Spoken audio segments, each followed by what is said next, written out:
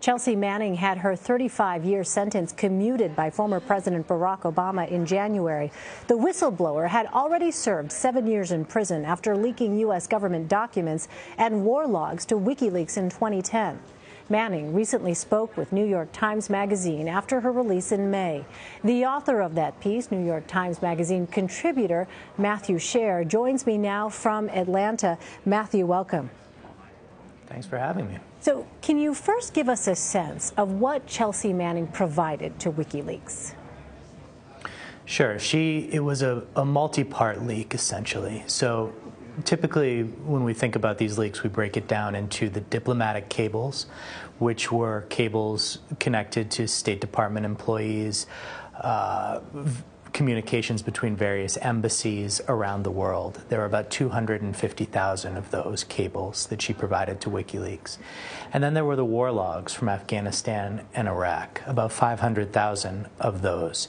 Now, those are everything from information on a firefight to video footage from a confrontation with the enemy, and all of that was uploaded as well to WikiLeaks.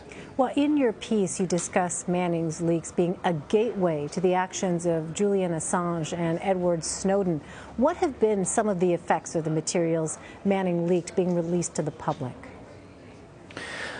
Well, I think that in terms of the actual impact of the leaks, I wouldn't say that they had as much of a direct impact as, for instance, Edward Snowden's actions.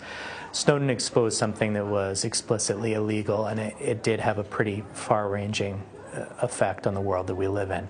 Manning's leaks, insofar as that they did have a direct impact, she did wake up people to what was happening in Afghanistan and Iraq, which was her intent. She showed part of the war that most people would have preferred not to look at, and that wasn't on TV screens in 2010. If you recall, we'd sort of, as a society, gradually that had faded from the headlines. And the State Department cables did open a window into the way that the United States conducts its dealings around the world. But I would argue that the bigger impact of her leaks was just the fact that she was able to do this in the first place, was able to convey this much information digitally from her own computer to WikiLeaks, and to have that be a year later broadcast around the world. Nothing like that had ever happened. It was the biggest leak of classified information in American history.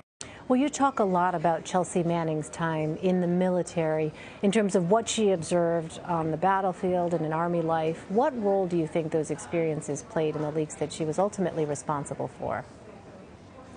Yeah, I think they played an enormous role. I mean, she said to me, and I convey this in the piece, that when she enlisted and agreed to go to boot camp, she thought of herself as a patriot. She didn't question very much of American foreign policy. But when she got to Iraq, she saw people, she connected people and faces to something that had been abstract to her before.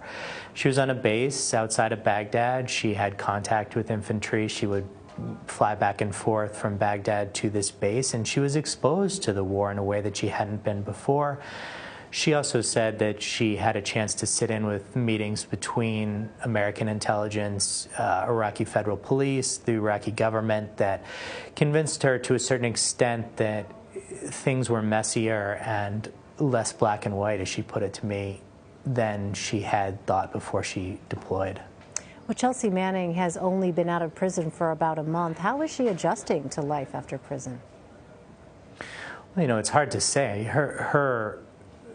That experience she's not just let me put it this way, she's not just a regular inmate, right? She's not someone who left a civilian prison. She was in a military prison, and before that she was in solitary confinement in Quantico and in Kuwait. And during that time she was transitioning to female. Now, she did all of this and wasn't able to communicate directly to the outside world. So all of this effect that she's had on the society that we live in right now, she hasn't played a role in. And so there's all these levels to a release. She's being released as a woman. She's being released as someone who is a celebrity. And she's also being released from a really hard few years in prison. So I think she's adjusting on multiple levels. I will say that she was in higher spirits than I would have imagined. But of course, you know, she understands it too. There's a long road ahead of her.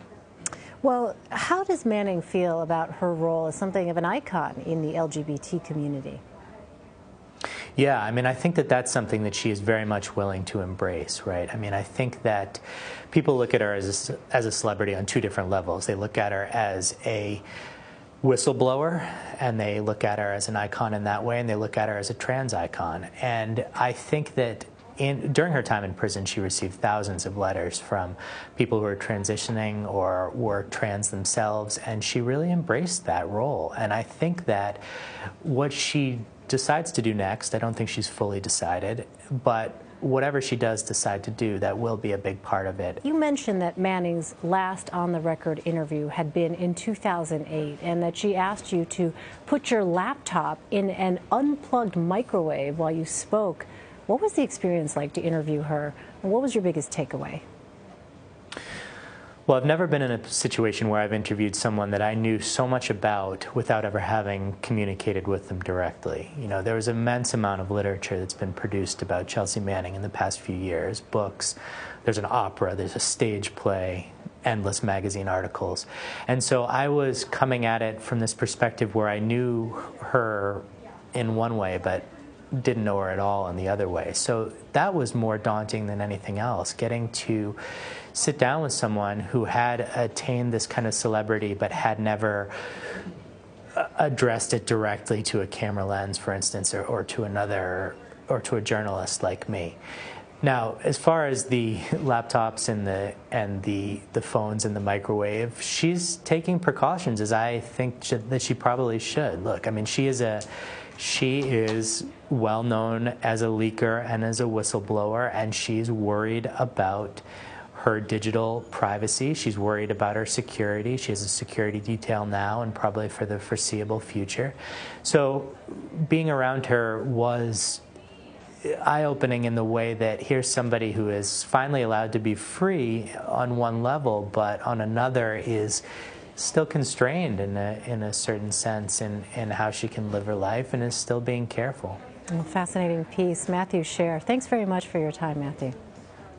Thank you. I appreciate it.